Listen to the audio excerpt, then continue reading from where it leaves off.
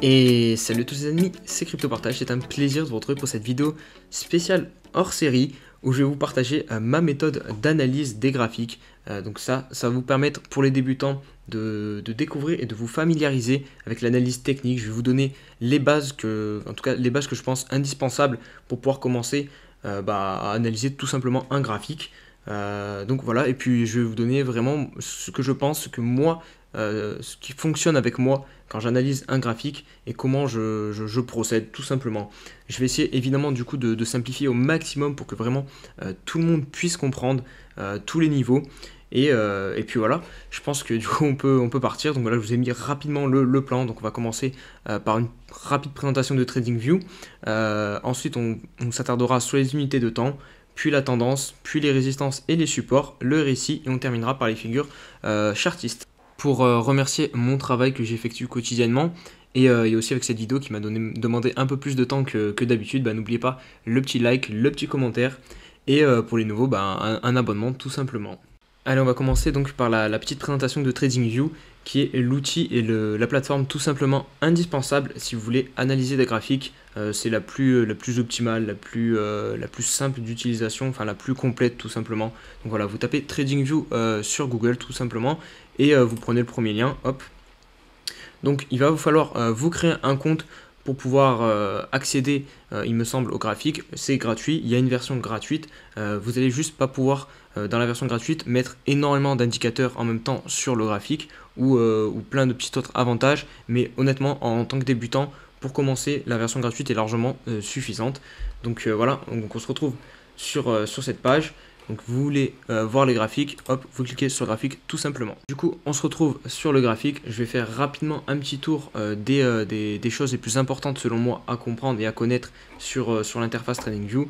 La première évidemment, c'est la recherche d'actifs. Donc si vous voulez afficher par exemple le graphique du Bitcoin, et vous tapez Bitcoin tout simplement dans la barre de recherche. Si vous voulez chercher Ethereum, vous tapez Ethereum. Voilà, hop. Ensuite, là, vous avez les unités de temps, mais ça, on va y revenir un peu plus tard dans la vidéo. Vous avez la partie indicateur aussi qui est très importante, avec notamment par exemple le RSI. On va aussi y revenir dans la vidéo un peu plus tard. Là, c'est une petite barre de recherche rapide que j'ai confectionnée, et ça vous pouvez le faire. Je ne sais pas si vous pouvez le faire dans la version gratuite, mais ça c'est pas très important. Après quoi d'autre? Vous avez les paramètres ici pour paramétrer du coup la couleur, la forme de vos bougies, le texte des échelles. Enfin bref, vraiment confectionner comme vous souhaitez votre interface tout simplement.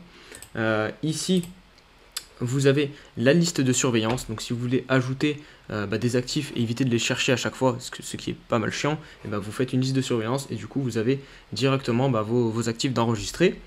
En plus, vous avez, regardez ici, un peu d'informations en plus. Donc voilà, c'est sympa. Ici, bon là sur le graphique en lui-même, je vais y revenir un peu plus tard. Et ici, du coup, dans cette barre, vous avez tout ce qui est ce qui va vous permettre de tracer des choses sur le graphique, comme des droites, ou alors des outils comme les retracements de Fibonacci, les prolongations, le carré de Gann, tout ce genre de choses. Vous avez ici la règle qui peut être important. Je vous la montre vite fait, hop, pour mesurer des pourcentages d'évolution sur un graphique. Et puis je pense que j'ai fait à peu près le tour. Là vous avez la poubelle si vous voulez jeter tous les dessins que vous avez fait sur votre graphique. Donc voilà pour le petit tour de TradingView. Allez, on va rentrer dans le vif du sujet en commençant par le sujet des unités de temps. Donc qu'est-ce qu'une unité de temps? C'est tout simplement ici. En fait, ça va déterminer le nombre, ce que va représenter une bougie sur votre graphique. Là, regardez, le W, ça veut dire weekly, donc semaine. Donc une bougie est égale une semaine. Si on se met sur le D, donc daily, donc une bougie égale une journée. Et en quoi c'est très important en fait de savoir sélectionner l'unité de temps. Parce que en fait, tout simplement, si vous mettez en unité de temps 4 heures, c'est surtout pour analyser sur du court terme. Puisque regardez, sur du 4 heures, vous voyez, on monte, on descend, on monte, on stabilise. Et en fait, il y a beaucoup de variations de tendance. Je vais vous expliquer ce qu'est une tendance juste après. Mais du coup, voilà ce que je disais, il y a beaucoup de variations de tendance. Tandis que si on se met en weekly, les tendances s'inversent beaucoup moins vite. Et ça vous permet d'avoir un horizon de temps en fait beaucoup plus long terme. En fait, c'est ça en fait le plus important. Si vous voulez investir sur du long terme, il faut absolument que vous compreniez qu'il faut que vous regardez sur minimum du daily et l'optimal c'est du weekly mensuel. Et quand je dis long terme, je parle de l'investissement pour du 1 an, 2 ans, voire 3 ans, voire plus. Mais voilà, il faut vraiment se focaliser sur du weekly. Ça sert à rien de regarder du 4 heures parce que le 4 heures c'est vraiment une unité de temps par exemple pour un jour, 2 jours, 3 jours, c'est du court terme. Et le daily pareil. Parce que là, vous voyez, en weekly, actuellement sur Bitcoin, on est en tendance haussière. Il n'y a aucun doute là-dessus. On monte, il n'y a pas de retournement de tendance. Mais si on se met sur le 4 heures, on voit très bien qu'on est quand même, à un moment donné, là passé en tendance baissière sur du 4 heures. Mais ça n'a pas remis en cause la tendance actuelle qu'on a sur le weekly. Allez, on va enchaîner avec les tendances maintenant. Et ça, c'est aussi un point hyper important et hyper compliqué en fait à apprendre et à assimiler au début quand on est débutant et qu'on n'a jamais analysé le graphique. C'est vraiment en fait, c'est un peu comme des unités de temps. C'est des trucs qui mettent du temps à s'assimiler, à comprendre. En fait, il faut prendre du recul et il faut travailler tous les jours. Enfin, peut-être pas tous les jours, mais à force de voir des graphiques, c'est des trucs qui vont devenir automatiques. Donc, qu'est-ce qu'une tendance et pourquoi c'est aussi important? Regardez, là, je vais vous dessiner la tendance qu'on a actuellement en weekly. Hop, c'est une tendance haussière, tout simplement. Pourquoi je dessine des vagues? Enfin, vous le voyez à l'écran, il y a des vagues. En fait, dans un marché, vous ne pouvez pas monter en ligne droite ni descendre en ligne droite. Le marché fonctionne toujours par vague. Il y a toujours des vagues comme ça. Hop, on monte, on descend, on monte, on descend. Et du coup, une tendance haussière, qu'est-ce que c'est? C'est tout simplement des vagues qui sont de plus en plus hautes, avec un point haut qui, vous avez ici le premier point haut, et le prochain point haut, il doit être plus haut que le précédent. Et pareil, le point bas doit être plus haut que le précédent. Donc là, regardez, on est bien sur une tendance haussière actuellement sur Bitcoin, puisque le point haut, ici, est, celui-ci, est plus haut que le précédent. Et le point bas, pareil, il est plus haut que le précédent. Donc on est bien en tendance haussière, pardon. Je vais enlever ça rapidement maintenant pour vous montrer les autres styles de tendance. Donc évidemment haussière, donc il y a baissière. Comment est-ce qu'on pourrait passer en tendance maintenant baissière sur Bitcoin? Et c'est simple, il faudrait déjà, même si on revient ici sur l'ancien plus haut, ça ne casse pas la tendance parce qu'on pourrait faire quelque chose comme ça, hop, et regardez, vous avez bien le plus bas qui est plus haut que l'ancien plus bas, donc là on sera encore en tendance haussière. Pour tout simplement faire une tendance baissière, il faudrait qu'on vienne faire un creux, hop, et un point haut plus bas que l'ancien plus bas. Hop, vous voyez, ici on a un point haut qui est moins haut que l'ancien plus haut. Donc ça casse la tendance haussière et on passe en tendance baissière. Et pareil pour le plus bas qui se retrouve plus bas que l'ancien plus bas. Je sais que ça fait beaucoup de plus bas, plus bas, plus haut, plus haut. Et j'espère que vous arrivez à suivre. Mais en tout cas avec les illustrations ça devrait le faire normalement. En fait il faut bien comprendre cette mécanique de plus haut et de plus bas. Et vous avez une dernière tendance du coup, c'est tout simplement la consolidation, la tendance neutre. C'est quand on fait des plus hauts et des plus bas qui restent à la même hauteur, qui restent neutres. Et ça c'est ce qu'on appelle la consolidation. Maintenant que j'ai présenté rapidement du coup les trois types de tendances, je vais essayer de vous expliquer pourquoi du coup ces tendances sont aussi importantes et qu'il faut vraiment réussir à les assimiler pour analyser au mieux les graphiques. Parce que donc, du coup, si on est en tendance haussière, là, comme on est sur Bitcoin actuellement en échelle de temps weekly, en fait, il faut vraiment combiner les deux, l'échelle de temps et la tendance. Donc là, vous voyez, on est ici, on fait un top à 58 000. Derrière, on corrige. Je vois, il y a beaucoup de débutants qui paniquent et qui se disent, voilà, tout est fini, Bitcoin, c'est la fin. Alors que non, parce qu'en fait, comme je vous l'ai dit, on monte toujours par vague. On ne fait jamais des trucs tout droits et des trucs qui montent tout en haut et des trucs qui descendent tout droit d'un coup. Tout le temps, on fait des vagues. Et tant que cette vague ne va pas, déjà, à minimum, juste chercher là, et même si elle venait chercher cet ancien point haut, ça ne remettrait pas en cause la tendance. Il faut vraiment qu'on vienne chercher en dessous des 30 000 $. Et ça, au cours de mes analyses du jour, je vous l'ai dit que tant qu'on ne descendait pas en dessous des 30 000 $, il n'y avait vraiment pas de quoi s'affoler sur Bitcoin. Donc voilà, ça, il faut le comprendre. Parce que tant que la tendance n'est pas inversée, il n'y a pas de raison de changer son plan en fait, tout simplement. Et maintenant, l'importance aussi de du coup combiner les unités de temps et de comprendre au mieux les graphiques.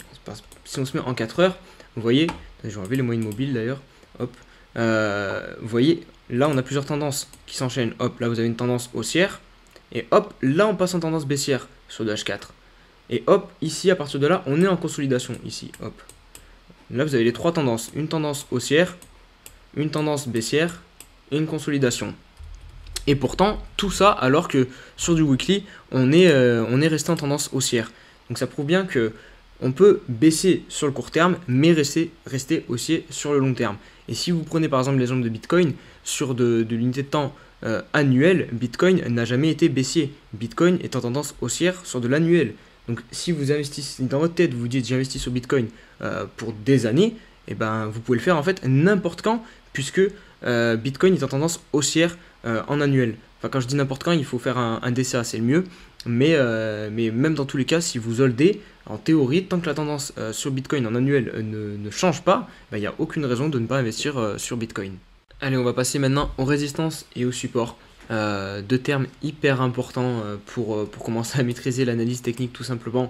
Là en vrai avec toutes les petites bases que je vous donne, c'est surtout pour les débutants en vrai, hein.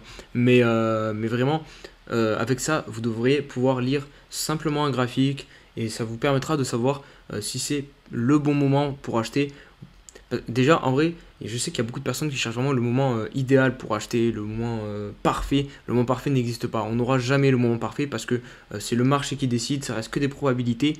Donc vous ne trouverez jamais le moment parfait pour acheter. Ça, il faut bien se le mettre en tête.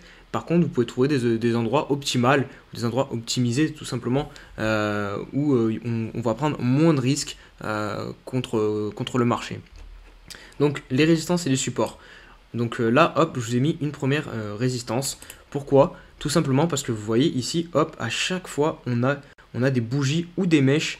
Et il faut ici faire une petite différence entre les bougies et les mèches.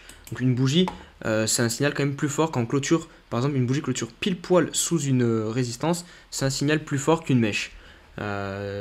Donc voilà. Donc là, ici, on a eu cette résistance qui a été travaillée. Ici aussi, elle a été travaillée. Ici, elle a été travaillée. Et en fait, vous voyez, à chaque fois, elle repousse le cours. C'est ça une résistance. C'est un truc c'est un plafond, tout simplement, qui repousse le cours. Et donc, elle nous a repoussé longtemps. Et hop, ici, on l'a cassé. Et regardez ce qui s'est passé derrière. On a explosé tout simplement. Et pourquoi? Parce que c'est sur une unité de temps très puissante, le weekly. Et quand on casse une résistance aussi longue qui nous a tout simplement empêché de passer au-dessus pendant aussi longtemps, et bien derrière, on part très fort. Donc là, c'était à la cassure de cette résistance, c'était très intéressant de se positionner sur Bitcoin. Maintenant, on va prendre du coup l'inverse, les supports. Donc qu'est-ce qu'un support? C'est tout simplement l'inverse, c'est quelque chose qui soutient le cours. Et là, regardez, on peut constater que hop, hop, hop, hop, hop, plusieurs fois, le cours en fait rebondissait tout simplement sur le niveau de prix des 5900 $. On l'a quand même perdu, mais voilà, ça arrive. Parce que voilà, comme je vous dis, c'est des probabilités. Donc il faut faire en fonction, mais c'est le marché à la fin qui décide. Mais vous voyez que si à chaque fois, ici, vous vendez sous cette résistance, et ben vous aurez gagné, enfin vous aurez vendu à un bon endroit de marché. Puisque derrière, regardez, à chaque fois, le cours s'est fait repousser et vous aurez pu racheter plus bas, tout simplement. Donc, qu'est-ce qu'il faut faire quand on arrive sous résistance, il faut en théorie mieux vendre, et quand on arrive sur un support, c'est plus intéressant d'acheter. Allez, on va maintenant ajouter le RSI à notre petite recette pour analyser un graphique simplement. Donc comment on ajoute le RSI? Hop, vous allez dans l'indicateur, vous tapez RSI ou Relative Strength Index, tout simplement, et après il apparaît ici en bas. Hop, vous pouvez l'agrandir, vous pouvez le diminuer. Et qu'est-ce que du coup le RSI? C'est un indicateur technique, c'est une moyenne du cours en fait, qui est du coup comprise entre 100 et 0. Et en gros, quand on est au-dessus de 70, le cours est en surachat. Et quand on est en dessous de 30, le cours est en survente. Et du coup, c'est simple. Enfin, c'est simple. Intuitivement, ça veut dire que quand on est en surachat, il vaudrait mieux chercher à vendre. Et quand on est en survente, il vaudrait mieux chercher à acheter. Et regardez, si on fait ça très rapidement, vous voyez qu'ici, dès qu'on était sur un point bas, hop, on est sur quasiment un point bas du marché. Là, pareil, on est sur des points bas du marché, donc c'est très intéressant d'acheter. Et quand pareil, on est sur des endroits très hauts en surachat, pardon, et c'est plus intéressant de vendre. Après, là, vous voyez, vous avez un contre-exemple en fait, parce que ici, on est plus haut sur le RSI qu'ici, mais pourtant, le cours est plus bas. Et ça, c'est ce qu'on appelle une divergence. Une divergence baissière du coup, parce que le cours continue de monter et pourtant le RSI descend. Donc c'est pour ça qu'on ne peut pas utiliser juste le RSI tout seul, parce que sinon ça serait trop simple. Vous achetez quand il touche ici et vous vendez dès qu'il touche ici.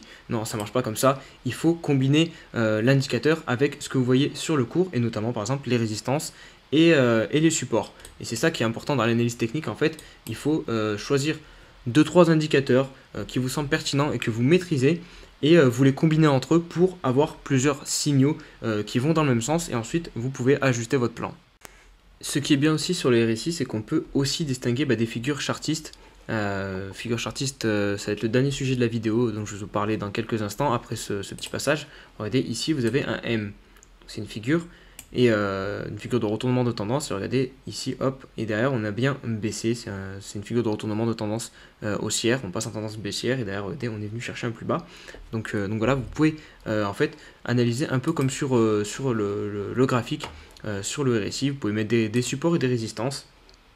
Vous voyez qu'ici, lors du bull run de 2017, le niveau 89 en fait a été très pertinent puisque le RSI n'est jamais allé au-dessus.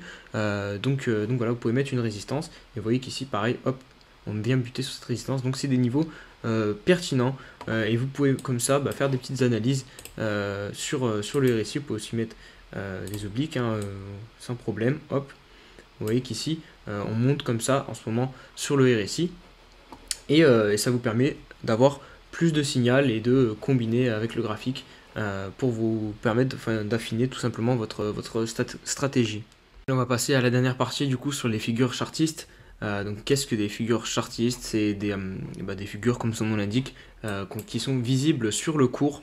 Donc je vais pas toutes les faire parce qu'il y en a énormément, et de toute façon vous pouvez les retrouver hyper facilement en tapant sur Google figures chartistes. Il y a plein de pages qui résument toutes les figures et qui vous expliquent leur objectif, comment les reconnaître. En fait, le plus dur quand on débute, c'est vraiment de les reconnaître. On a du mal à les distinguer au début, on a du mal à les voir, et puis petit à petit, à force de regarder des graphiques, et ça nous saute aux yeux en fait directement. Donc moi, je vais vous donner les figures les plus simples et les plus utiles, selon moi, les plus puissantes à utiliser et à comprendre, en tout cas au début. Donc là, regardez, vous avez un canal descendant. Donc les canaux, c'est vraiment très important. Il y en a énormément sur les graphiques. Là, du coup, c'est sur Elrond. On a un canal descendant en daily. Vous voyez, en fait, c'est deux obliques qui sont parallèles. Et le cours descend parfaitement à l'intérieur. Hop, hop, hop, jusqu'à le casser. Vous avez la même chose à l'inverse. Vous avez des canaux ascendants donc qui montent. Et vous avez aussi ce qu'on appelle des ranges.